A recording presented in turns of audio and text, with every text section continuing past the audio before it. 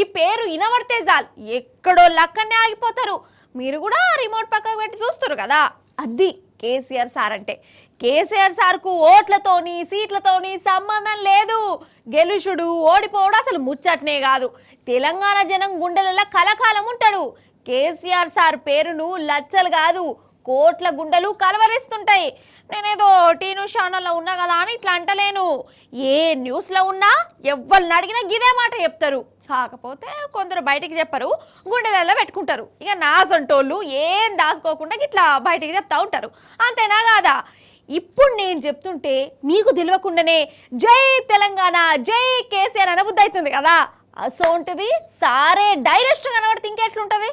ఇగో గిట్లుంటుంది.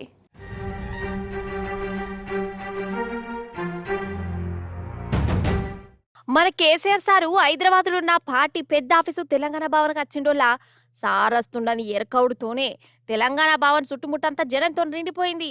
సార్ను కండ్లార చూడాలని ఒక ఇంతమంది దానిలాడిర్రు. పొద్దటి సంధి చీకటి పడేదాకా సారు కోసమే చూసిరు.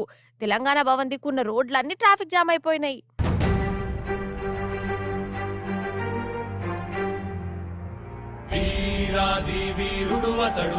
విజయానికి బావుటాతడు ఆవేశపు విల్లంబతడు ఆలోచన శిఖరంబతడు తలవంచని యోధుడు అతడు అభయానికి బాసటాతడు. ఇక కేసీఆర్ సారు కారు దిగి తెలంగాణ భవన్లో అడుగు వెట్టుడుతోనే అక్కడ పెద్ద జాతరనే నడిచిందనుకోరాదు. జై తెలంగాణ జై కేసీఆర్ నినాదాలతోని తెలంగాణ భవన్ మారుమోగిపోయింది.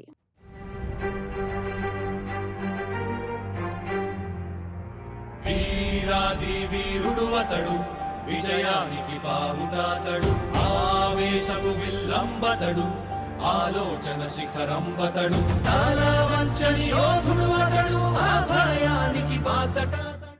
అసలు కారు దిగి సారు లోపలికి పోయేది అందుకే పావుగంట కంటే ఎక్కువ పడ్డది. అంటే అంతమంది జనాలు గంత అభిమానం.